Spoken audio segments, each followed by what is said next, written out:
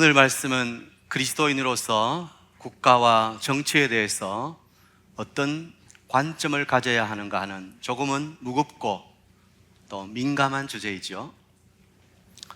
올해 4월 우리는 대통령 탄핵이라는 이 상황 앞에서 여야가 찬성과 반대로 심하게 갈등했죠. 또 이 보수와 진보의 갈등은 이제는 불안을 넘어서 포기의 상황까지 온 것 같습니다. 나라를 바라보며 걱정하는 분들이 많습니다. 오늘 이 로마서 13장의 주제는 바로 나라에 대한 것입니다. 저는 오늘 저의 정치적인 어떤 관점을 말씀드리려고 하는 것이 아니라 성경이 말씀하는 교회와 정치란 무엇인가에 대해서 말씀을 드리려고 합니다.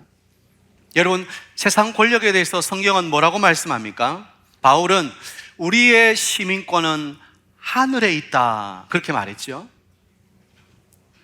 우리는 비록 땅에 있지만 우리의 시민권은 하늘에 있다는 거예요. 그 말은 이 땅은 아무것도 아니다, 이 땅의 법은 무시해도 된다, 그런 의미는 아니죠. 우리의 시민권은 하늘에 있지만 또 우리의 시민권은 이 땅에도 있습니다. 우리는 대한민국 국민으로 살고 있습니다. 그러므로 국가를 어떻게 바라봐야 하는가 굉장히 중요한 문제이지요. 이 문제에 해답을 주는 것이 오늘 본문 말씀인데요. 먼저 일반적으로 교회와 정치에 관해서 어떤 관점이 있는지 말씀드리는 것이 오늘 설교에 도움이 되리라고 생각합니다.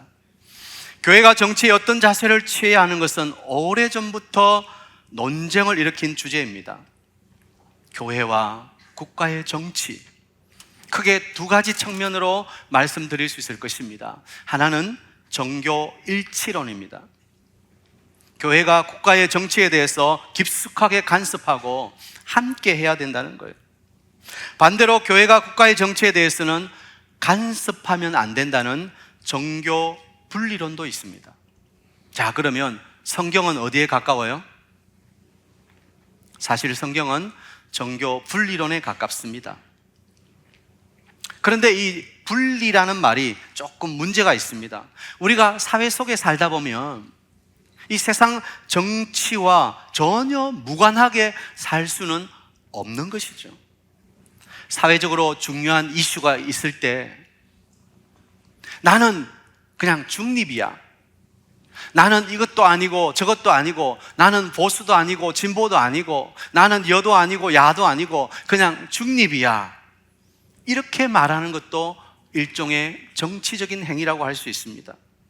정치에 대해 지지하거나 반대하거나 침묵하거나 이 모두가 정치적 행위라고 할 수 있는 것이죠.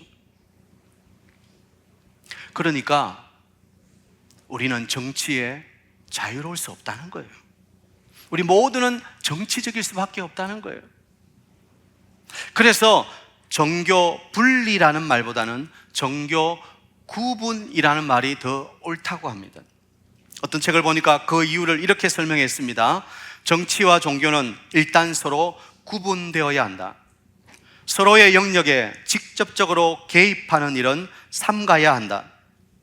교회는 국가를 하나님께서 인간 사회의 필요를 위해 주신 제도로 인식하고 서로의 고유한 책임을 인정해야 된다. 맞는 말이죠. 교회나 국가가 다 서로의 역할이 다르다는 것입니다. 교회와 정치는 구분되어야 하고 각자의 영역을 존중해 줄 수 있어야 됩니다. 이러한 균형이 깨질 때 문제가 생기는 거예요. 교회는 말씀과 기도 위에 세워진 영적인 공동체입니다. 국가는 사회 질서를 위해 존재하는 사회적 공동체죠. 이것을 신학적 용어로 영역 주권설이라고 합니다. 각자의 영역에 미치는 하나님의 뜻이 고유하다는 거예요. 여러분, 국가를 사탄이 세운 거 아닙니다. 국가도 하나님이 세우셨어요. 교회도 하나님이 세우셨어요. 그러나 교회와 국가가 해야 할 고유한 역할이 다르다는 거예요. 그것을 서로 인정해야 된다는 거예요. 교회는 교회로서의 사명을 다해야 하고 국가는 국가로서의 법 질서를 위해 일해야 됩니다. 역할이 다르죠. 그러나 동일한 것이 있습니다. 이 두 공동체가 모두 하나님으로부터 왔다는 것입니다. 자, 1절을 보십시오. 각 사람은 위에 있는 권세들에게 복종하라. 권세는 하나님으로부터 나지 않음이 없나니 모든 권세는 다 하나님께서 정하신 바라. 이 말씀이 오늘 핵심 내용입니다. 그리스도인은 어떤 국가관을 가져야 되는가? 한마디로 정의하고 있는 말씀입니다. 그런데 바울이 갑자기 왜 이 정치적인 이야기를 하고 있을까요?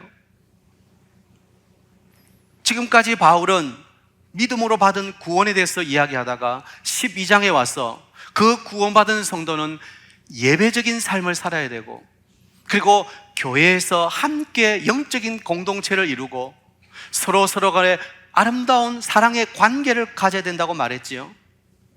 그런데 이제 13장에 와서는 국가에 대해서 이야기합니다. 왜 그럴까요? 우리는 교회 안에만 있는 것이 아니라 사회에서 함께 더불어 생활하고 있기 때문에, 그 사회에 국가라는 것이 있기 때문에, 그리스도인으로서 우리는 한 국가에 속해 있습니다. 자, 오늘 바울이 정치적인 이야기한 배경을 말씀드리죠. 당시에 이 바울이 쓴 서신을 읽게 될 로마에 있는 교인들은 대부분 유대인들이었습니다. 지금 그들은 로마에 있기 때문에 로마의 속박 가운데 있죠. 로마의 정부의 지배 아래 놓여 있습니다. 그래서 얼마나 어렵게 핍박 가운데 살았는지 몰라요. 늘 로마 정부에 대해서 반감이 있었습니다. 그 중에는 극단적인 행동을 서슴지 않는 극렬 분자도 있었다고 합니다. 늘 품에 칼을 품고 다니는 거예요. 그래서 기회만 되면 한번 반란을 일으키겠다, 이런 마음을 품고 살았다는 거예요. 로마 황제를 자기들의 지도자로 인정하지 않았습니다. 유대인의 왕은 오직 여호와 하나님밖에 없기 때문에 세상 왕은 아예 인정하지 않으려 했다는 거예요.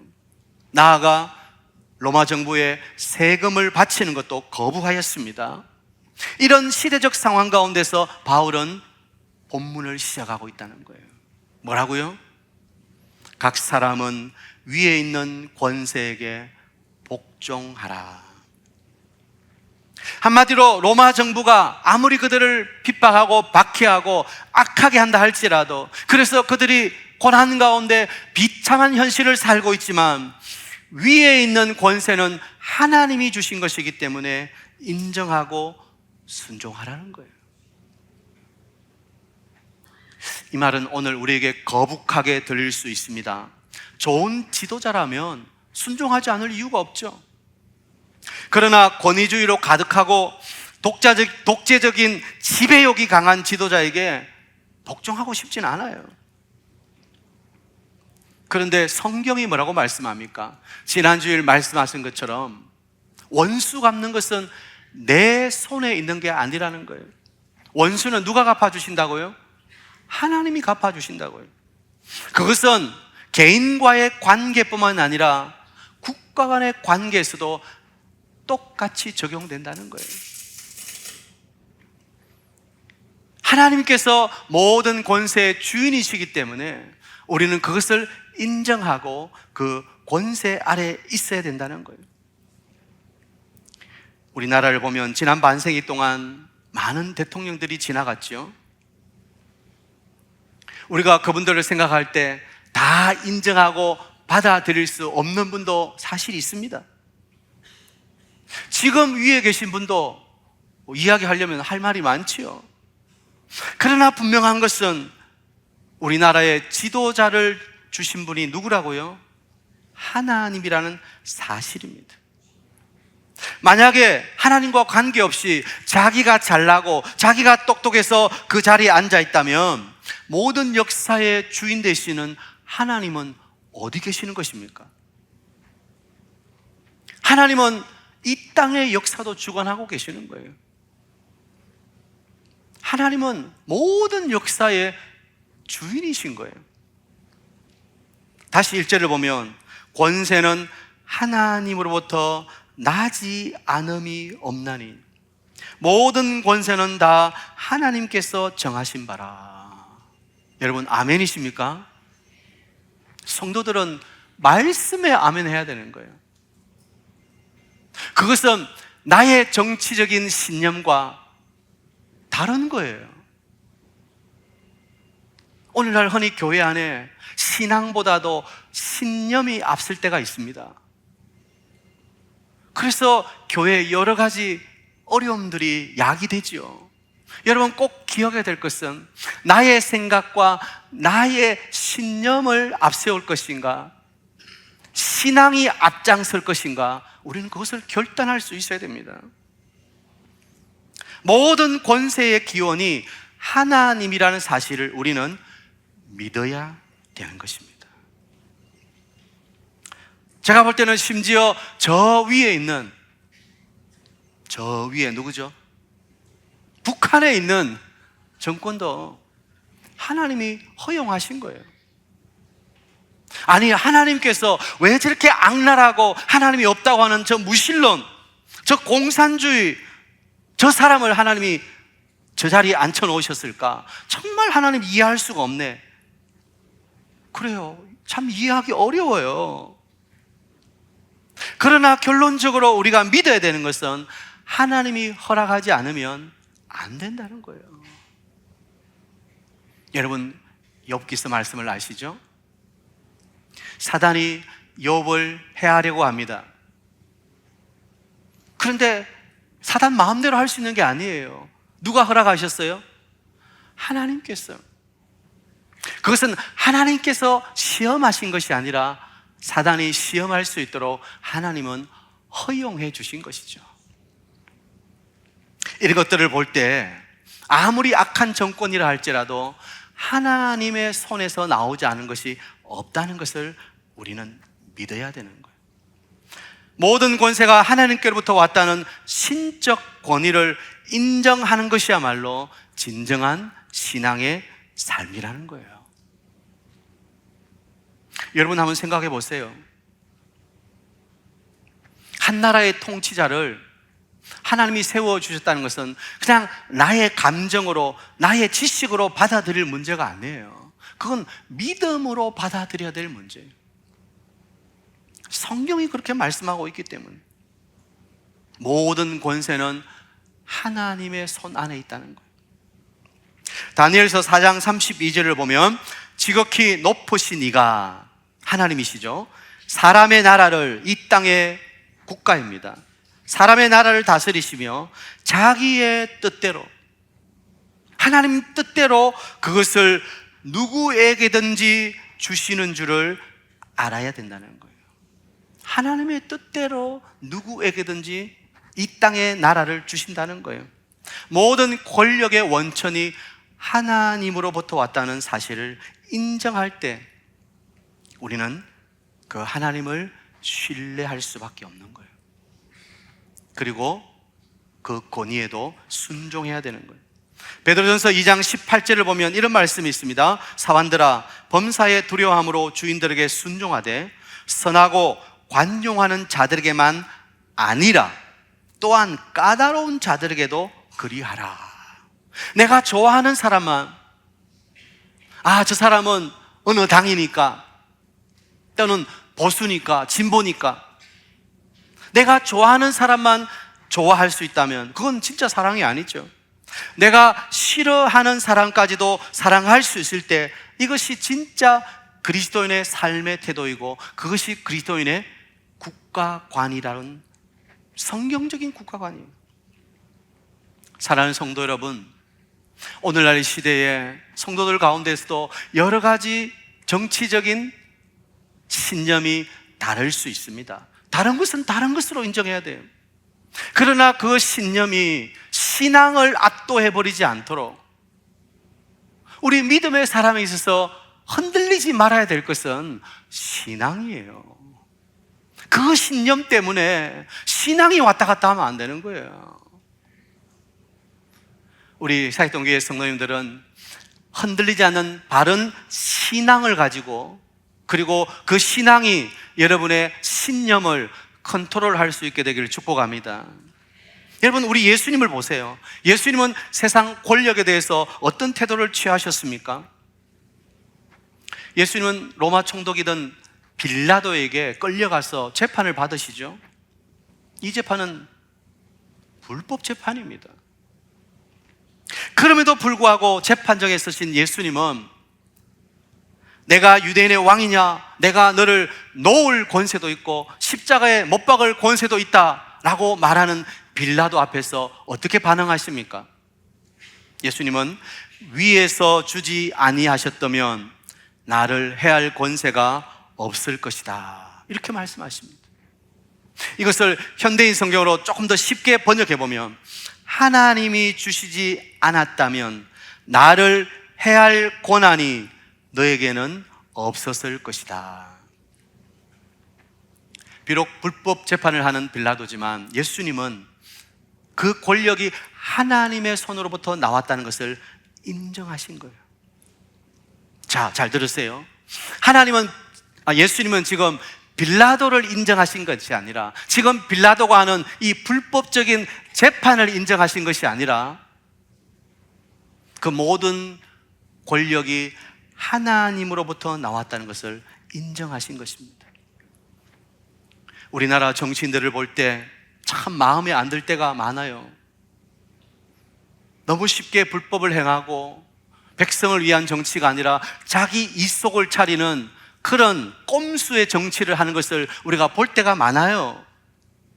그렇다고 해서 그 사람들이 아무것도 아닌 양 조수하고 비방하고 가십거리로 삼아서는 안 된다는 것입니다. 왜냐하면 우리는 그리스도인이기 때문에 그 사람 자체를 논하기 전에 그 사람에게 권세를 주신 하나님을 인정하고 그 권위에 순종하는 모습을 보여야 된다는 거예요. 그리고 우리는 기도해야 됩니다.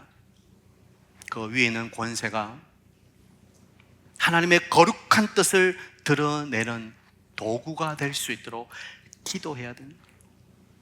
참 어렵지요? 분명히 우리 눈에 보이는데, 저들이 행하는 불법이 보이는데, 우리의 생각이 분명히 있는데 하나님 말씀이 그렇게 하지 말라고 말할 때 그렇게 순종하기가 어려워요. 그러나 우리는 결단해야 됩니다.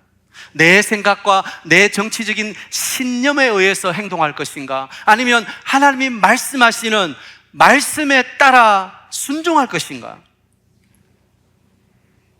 다시 말씀드립니다. 교회 안에도 신앙이 아니라 신념으로 똘똘 뭉친 분들이 많습니다.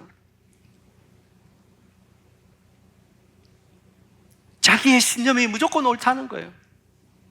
남들은 다 틀렸다는 거예요. 그리고는 왜 나처럼 이렇게 하지 않느냐고 때로는 불평합니다. 교회를 어렵게 만들기도 합니다. 오늘 한국교회 모습이.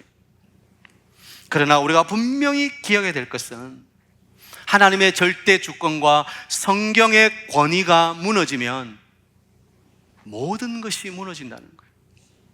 하나님의 절대 주권이 있어요. 하나님이 세우셨어요. 그리고 성경은 분명히 말합니다. 위에 있는 권세에게 복종하라. 이 말씀이 무너지면 우리의 신앙 모든 것이 다 무너지는 거예요. 그때부터는 신앙으로 생활하는 것이 아니라 신념으로 생활하는 거예요. 사랑하는 여러분, 우리 교회는 말씀이 우선되는 교회가 되기를 소원합니다. 그래서 모일 때 어떤 자기의 신념을 자꾸 설파하려고 하지 마세요. 자기 신념을 너무 주장하려고 하지 마세요. 모이면 우리는 신앙적인 이야기를 해야 돼요. 그렇다고 해서 모든 것에 대해서 복종하라, 오늘 성경은 그렇게 말하는 것은 아닙니다. 오늘 여기서 바울이 권면하고 있는 내용은 무작정 복종만을 이야기하는 것은 아닙니다. 예를 들어 정부의 명령이 하나님의 뜻과 반대된다면 어떻게 해야 되죠? 그때는 복종해서는 안 되는 거예요. 이런 사상은 구약에서 분명히 찾아볼 수 있죠. 다니엘과 세 친구들이 금신상 앞에, 그 임금의 금신상 앞에 절하라는 명령을 받습니다. 분명히 거기에 조스의 어인이 찍힌 것을 보았습니다. 그러나 다니엘과 세 친구는 하나님의 뜻과 반대되는 일에는 복종하지 않았다는 것입니다. 이 점이 중요하죠. 성경과 위배되는 법을 자꾸 만들어내려고 하면 그것에 대해서는 우리가 저항하고 항의할 수 있어야 됩니다. 국가의 권위는 존중하되 우리는 성경적이지 않은 입법에 대해서는 저항할 수 있어야 됩니다. 오늘날 하나님이 만드신 남자와 여자의 성을 뛰어넘어 자신이 성을 선택할 수 있다고 하는 이 성 정체성의 문제가 심각하게 대두되고 있는 사회입니다. 흔히 젠더라고 하죠. 나는 남자인데 내 몸에는 여자 성향이 더 많은 것 같아. 나는 목소리도 그렇고 행동도 그렇고 나는 여자야. 그러면 여자라고 인정해 주는 거예요. 여러분, 그게 말이 됩니까? 동성애 문제도 마찬가지입니다. 같은 성끼리 서로 결혼하고 사랑하고. 성경은 뭐라고 말합니까? 우리가 로마서 시작할 때 첫 로마서에서 하나님이 심판하시는 대표적인 것이 바로 이런 부분 아니었습니까? 오늘날 성경에 반대되는 것들이 제정되지 않도록 우리는 저항할 수 있어야 됩니다. 그러나 교회가 질서가 있어야 돼요. 존중해 줄 수 있어야 돼요. 마치 머리띠 두르고 앞에 가서 손을 들었다 놨다가 그래서는 안 되죠. 국가가 아무것도 아닌 것처럼 조소하고 조롱하고 풍작거리로 이용해서는 안 됩니다. 모든 권세가 하나님으로부터 왔다는 것을 믿는 사람은 그렇게 함부로 해서는 안 되는 거예요. 불복종할 수 있지만 그 전에 존중하는 자세를 먼저 가져야 되는 거예요. 예수 믿는 사람이 지금 대통령이 마음에 드니 안 드니, 정치가 마음에 드니 안 드니 너무 그렇게 하는 것도 옳은 것은 아닙니다. 하나님이 세워주셨기에 우리는 그를 위해 기도해야 되는 거예요. 그래서 국가를 위해 기도할 때 하나님께서 부여하신 권위를 바르게 사용하고 본래 목적에 맞게 하나님의 영광과 백성들의 유익을 위하여 공권력을 사용하도록 우리는 기도해야 되는 거예요. 기도는 하지 않으면서 계속해서 불평하고 원망하고 손가락질하고, 그것은 바른 그리스도인의 자세가 아니라는 것입니다. 디모데전서 2장 1절 2절을 보면 이렇게 말씀하죠. 그러므로 내가 첫째로 권하노니 모든 사람을 위하여 간구와 기도와 도구와 감사를 하되 임금들과 높은 지위에 있는 모든 사람을 위하여 하라. 기도하라는 것입니다. 이는 우리가 모든 경건과 단정함으로 고요하고 평안한 생활을 하려 함이라. 그리스도인이 해야 할 일은 기도하는 것이다. 정치가 올바르게 시행될 수 있도록, 합법적으로 시행될 수 있도록, 법이 손상되지 않도록, 불법이 성행하지 않도록 우리는 기도해야 될 책임이 있다는 거예요. 그러나 그렇게 했는데도 그렇게 되지 않을 경우에는 거부하고 항의할 수 있는 거예요. 침묵해서는 안 되는 거죠. 그러나 존중해야 되는 거예요. 오늘날 진실이 뭔지 혼란스러운 시대를 살고 있습니다. 유튜브를 보면 이게 맞는 말인지 저게 맞는 말인지, 정치 하시는 분들이 나와서 유튜버들이 말하면 그 말이 맞는 것 같아요. 근데 또 반대편에서는 또 그 말이 또 맞는 거예요. 여러분, 진실이 뭔지 묘한 시대가 되었습니다. 그러나 세상에서 진실을 찾으려고 하지 마십시오. 참된 진실은 어디 있습니까? 성경 안에 있습니다. 그건 진실을 넘어서 진리인 거예요. 저는 언제나 우리나라의 정치나 경제에 대해서 비관하지 않습니다. 사실 사회 경제적으로 보면 너무나 어렵지요. 실망시키는 일들이 너무 많습니다. 그러나 절망하진 않아. 왜냐하면 모든 것이 하나님의 손 안에 있기 때문에, 이 나라의 권세는 하나님으로부터 오는 것을 믿기 때문에 우리 하나님은 최종 권위자이십니다. 우리 천만의 기독인들이 나라를 위해서 기도한다면 하나님은 반드시 그 기도를 들어주실 줄 믿습니다. 북한을 위해서도 마찬가지예요. 저 북한이 저렇게 날뛰고 있지만, 핵을 가지고 우리를 위협하고 있지만, 그럼에도 불구하고 우리는 저 땅을 위해 기도해야 돼요. 사실 우리는 6.25 70년을 지나면서 하나님께서 이제 바벨론 70년 생활을 마치고 이스라엘을 다시 회복시켜 주신 것처럼 우리나라도 이제는 회복의 때가 올 줄 믿습니다. 그렇게 기도했었어요. 그러나 그때는 지나갔죠. 여러분, 그렇다고 해서 하나님은 지금도 아무 일도 안 하고 가만히 계실까요? 아니요. 하나님의 시간표는 정확하십니다. 반드시 복음 통일의 날이 올 줄 믿습니다. 지금도 저 북한의 지하교회 성도들은 한국 교회가 더 순결해지고 더 하나님 나라를 대망하는 거룩한 주의 신부가 되도록 기도하고 있다고 하지 않습니까? 우리가 저들을 위해 기도하는 것 같지만 오히려 북한의 지하교회 성도들이 우리를 위해 기도하고 있는 거예요. 하나님, 남한의 물질적 풍요 속에 변질되어 가고 있는 한국교회를 회복시켜 주시옵소서. 거룩한 주의 신부가 되는, 그래서 열방을 섬기는 제사장 나라가 되게 해주십시오. 그들이 지금 기도하고 있다는 거예요.